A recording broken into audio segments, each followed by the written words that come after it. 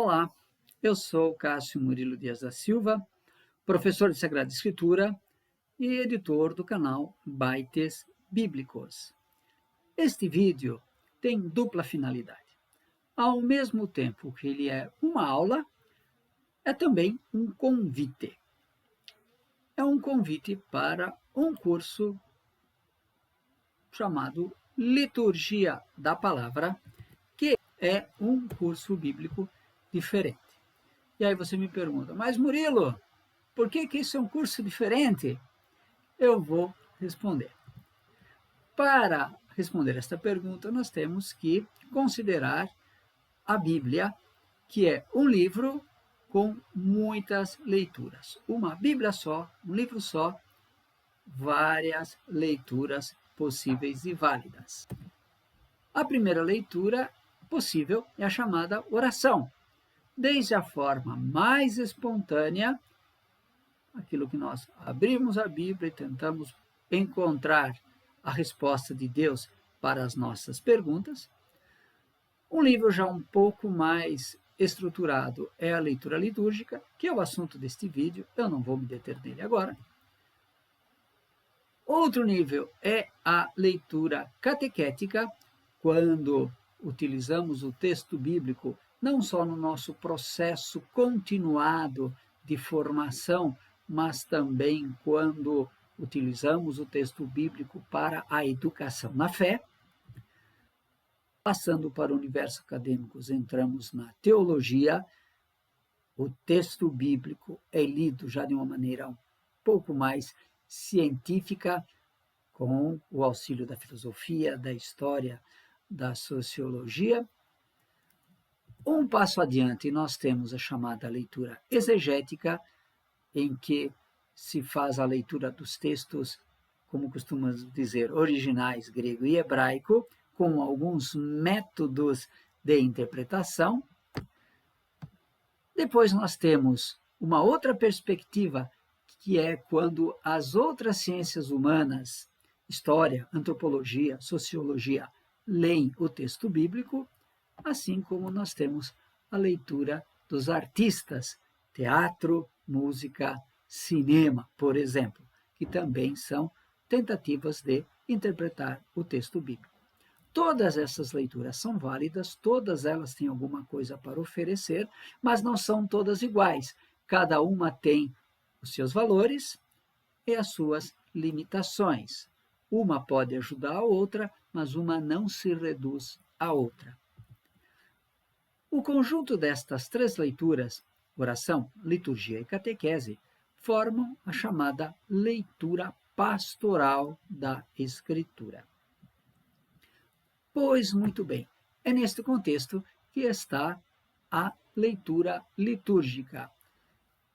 A liturgia tem o seu modo próprio de ler a Bíblia. E para responder isso, nós temos que dar um passo atrás e perguntar, afinal de contas, o que nós celebramos? Temas ou acontecimentos? Essa é uma pergunta bastante interessante, porque muitas vezes eu vejo pregadores dizendo assim, o tema desta celebração, ou hoje nós estamos celebrando tal tema, ou o tema destas leituras de hoje.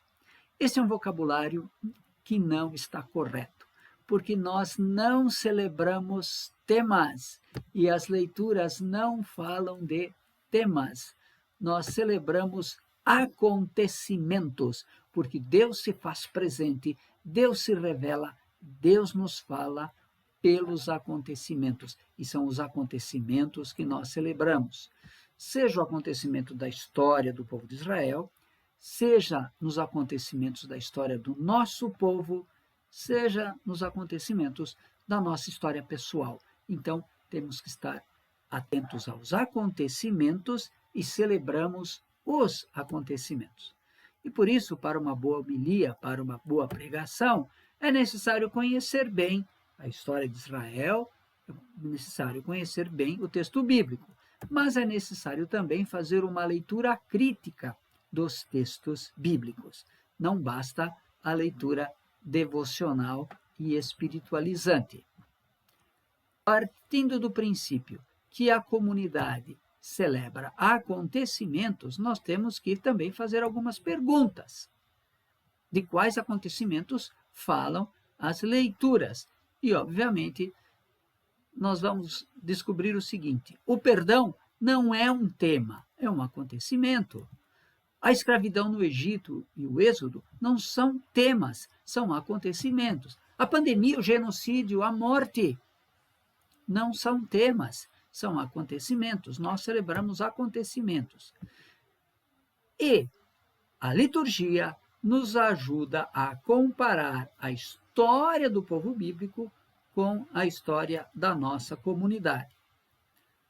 E nesta comparação, nós buscamos a resposta a esta pergunta: quais caminhos a palavra de Deus nos aponta? Para responder a isso, nós temos que fazer a chamada analogia entre as situações, em que aquilo que o povo de Deus viveu, que está narrado na Bíblia, é parecido com o que nós vivemos hoje. Quais respostas a Bíblia oferece e em que medida essas respostas servem para nós ou não. Talvez você já tenha se perguntado mais de uma vez, mas essas leituras da missa, por que elas estão ali? Por que elas estão organizadas da maneira que estão organizadas? Vamos responder isto agora. Provavelmente, se você é católico, já ouviu falar do ano litúrgico. Advento, Natal, Quaresma, Páscoa, tempo comum. Mas preste atenção, o ano litúrgico não é o único fator que determina o elenco das leituras da missa. Há outros fatores. Vamos tomar como ponto de referência o tempo comum, só para a gente entender direitinho. Nós temos o chamado princípio da composição harmônica, o segundo princípio da semicontinuidade. Depois, nós temos que levar em consideração se são missas de durante a semana ou missa de domingo. E aí entramos para as missas de dia de semana e sábado, o ciclo bienal, e para as missas de domingo, o ciclo trienal. O que é cada uma dessas coisas? Vamos ver rapidamente. O princípio da composição harmônica é aquela que determina a coerência ou, eventualmente, o contraste relativamente claro entre os textos litúrgicos. Normalmente, o ponto de referência é o Evangelho, que vai determinar qual a primeira leitura. Aquilo que nós costumamos dizer que a primeira leitura bate com o Evangelho. O segundo princípio, da semicontinuidade, faz com que a gente leia de uma maneira semicontinuada cada um dos livros. Então, cada um dos livros bíblicos é dividido em várias porções, as suas porções principais, e é distribuído ao longo de alguns dias ou, eventualmente, semanas. As porções menos significativas são omitidas e as porções mais significativas são distribuídas ao longo de alguns dias ou, eventualmente, semanas, e nós a lemos de modo ininterrupto. Para as missas de dia de semana, incluindo o sábado, nós temos o chamado ciclo bienal, para as missas feriais. São sempre duas proclamações separadas por um salmo e, ao longo de um ano, nós lemos os 4 evangelhos. Mas, para a primeira leitura e para o salmo, nós entramos no chamado ciclo bienal, ou um ciclo duplo, ano par e ano ímpar.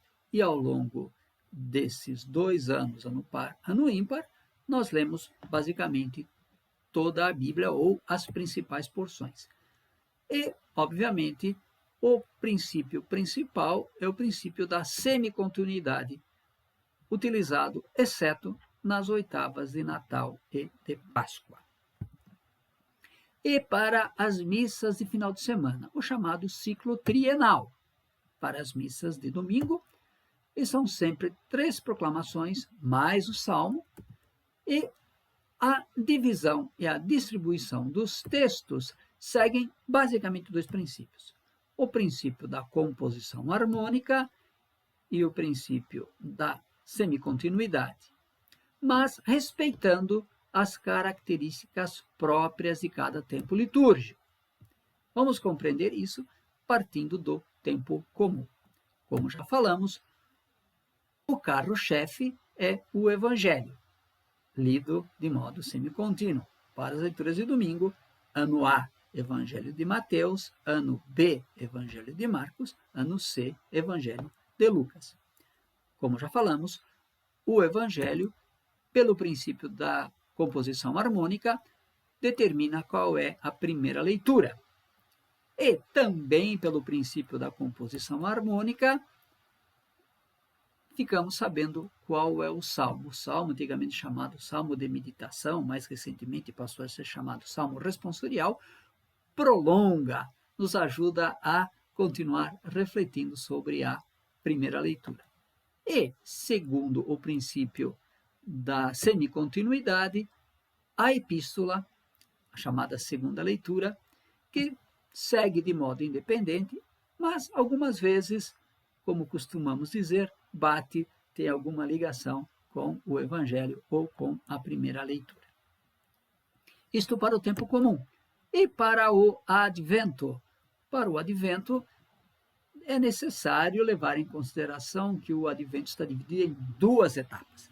A primeira delas, até o dia 16 de dezembro, não falamos de Natal, não falamos de Jesus que vai nascer, falamos da segunda vinda de Cristo na glória, na parousia, para julgar os vivos e os mortos, para encerrar e julgar a história. E a partir de 17 de dezembro, aí sim falamos de nascimento de Jesus, de anjo de Maria que está grávida. Quando entramos no tempo de Natal, são 4 celebrações aos finais de semana ou eventualmente próximas ao final de semana, conforme o nosso calendário, né? O calendário festivo é marcado pelo nascimento de Jesus, que uma vez a cada 6 ou 7 anos cai de domingo. Sagrada Família, o final de semana imediatamente seguinte. Maternidade de Maria, festa de 1º de ano, que a cada 6 ou 7 anos cai também de domingo. E a Epifania, isso toda é uma matemática que não vamos entrar agora, mas que a cada ano ela sofre mudanças. Pois bem, as leituras de Natal e de Advento são focadas nestes acontecimentos que estamos celebrando ao longo destas semanas. Terminado o tempo de Natal, temos algumas semanas de tempo comum e imediatamente entramos na Quaresma. E é sempre importante dizer que, embora a Quaresma seja mesmo um tempo de conversão, um tempo de campanha de fraternidade, etc., quando olhamos as leituras, a gente descobre que as leituras querem nos fazer pensar não só conversão, querem nos fazer pensar outras coisas.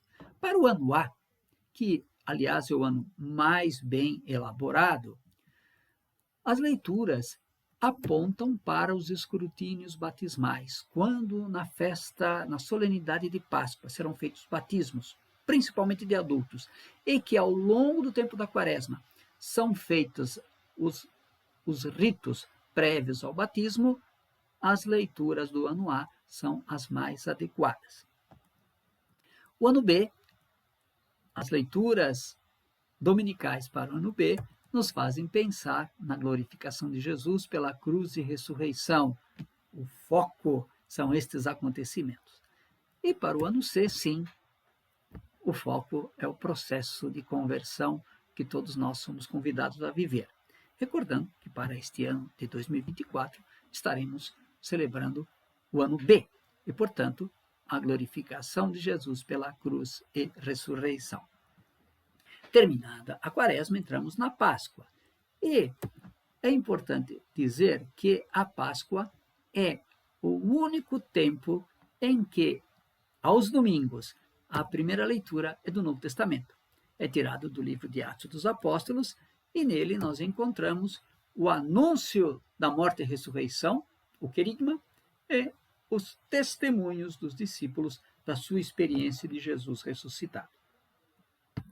A segunda leitura, de modo semi-contínua, muda a cada ano. Para o ano A, primeira carta de Pedro, para o ano B, primeira carta de João, para o ano C, Apocalipse, recordando sempre que estamos no ano B e, portanto, este ano leremos a primeira carta de João. E para o Evangelho, preponderantemente, mas não exclusivamente, o Evangelho de João, e a cada domingo um acontecimento diferente. Nos domingos 1º, 2º e 3º da Páscoa, celebramos as aparições de Jesus. O 4º domingo, somos convidados a refletir sobre o bom pastor e, no 5º domingo, iniciamos os discursos de Jesus, que já nos preparam para as 2 últimas etapas do tempo pascual, Ascensão e Pentecostes. Puxa, espero que isso tenha sido interessante, que tenha trazido alguma novidade, como eu falei, respostas para perguntas que muitas vezes você faz e ninguém sabe responder. Bom, mas e daí? E o que isto tem a ver com o nosso curso bíblico, Liturgia da Palavra, que é, como eu digo, um curso bíblico diferente? Por que esse curso é diferente? Nós vamos, então, seguir, não sistematicamente cada livro, mas as leituras da missa. Então, nós vamos estudar os textos que são proclamados na liturgia dominical. E de cada texto, para cada leitura, nós vamos conversar sobre 4 aspectos: o aspecto exegético, o aspecto teológico, o aspecto litúrgico e o aspecto vital. Rapidamente, o que é o aspecto exegético? Para compreender bem um texto bíblico, nós temos que compreender de que livro ele foi tirado. Então, faremos uma brevíssima introdução sobre cada livro, a teologia, a formação, o contexto histórico daquele livro ou do autor. E depois, para cada texto, nós vamos conversar rapidamente sobre aspectos literários, né? O contexto literário, o que vem antes, o que vem depois, o gênero literário, se é um relato de milagre, se é uma pregação profética, o sentido das palavras e das frases, porque às vezes a gente não entende uma leitura porque não sabe que significado tem aquela frase ou aquela palavra. E, sempre que possível, nós vamos também corrigir algumas interpretações feitas daquele texto, que muitas vezes são errôneas e até perigosas. Passando para o sentido teológico, devemos recordar que esse não é um curso de liturgia sistemático. É importante, nós não vamos falar de doutrina, de dogmas, embora muitas vezes o texto nos ajude a compreender. Por isso, quando possível, nós vamos refletir sobre algum ensinamento da igreja, algum ponto de doutrina. Podemos também corrigir alguma interpretação tradicional e popular que talvez esteja errada ou incompleta, mas principalmente pensar criticamente a nossa prática religiosa, a nossa devoção pessoal. E quando for necessário, quando for interessante, vamos falar de modo bem sumário de pontos de teologia, de doutrina. Passando para o aspecto litúrgico, devemos começar com o tempo, com o ano litúrgico, Quaresma, Páscoa, Natal, e por isso situar estas leituras neste tempo que estamos celebrando. Mas também dar atenção ao recorte litúrgico das leituras. Os trechos muitas vezes foram fragmentados porque foram recortados, e muitas vezes pulamos de um versículo para outro, ou temos que situar o que vem antes e o que vem depois para compreendermos a importância daquele trecho que estamos lendo naquela liturgia. Outra coisa importante é conectar uma leitura com a outra. Quer dizer, como a primeira leitura e o evangelho estão casados e a segunda leitura se prolonga, se reflete, ou se de repente não tem nada a ver mesmo com a primeira leitura e o evangelho.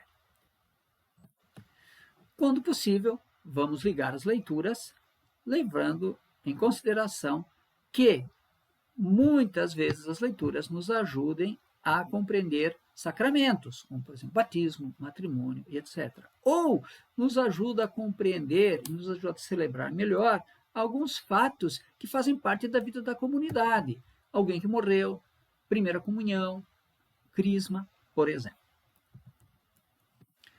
Por fim, o elemento vital que na prática é pegar tudo isso que foi conversado e jogar para a nossa vida para ver como isso tudo ilumina a nossa caminhada. Ou seja, as leituras são atuais ou não são? O que estamos vivendo hoje, pandemia, política, vida em comunidade, vida em sociedade, desemprego, enchentes, o que estas leituras dizem para nós hoje? E sempre que o tempo permitir, nós vamos partilhar, trocar, conversa entre nós, o que nesta aula foi novidade, o que deixou em crise, o que foi questionador, que luzes, que questionamento trouxe para a vida da minha comunidade, além da minha vida pessoal. Ufa! Espero que tenha sido provocativo, espero que você tenha se sentido motivado a participar.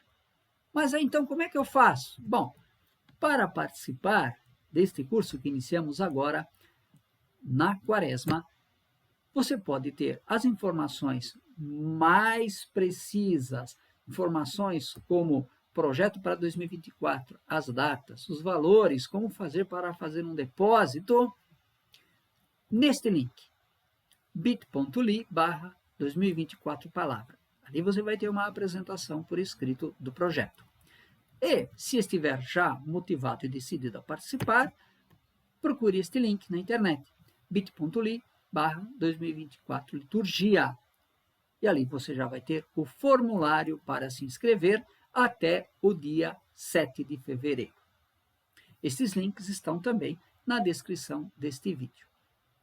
Espero que isso tudo tenha sido interessante, espero que você tenha se sentido motivado e espero que tenha trazido respostas para algumas perguntas que muitas vezes você faz e não sabia exatamente onde encontrar.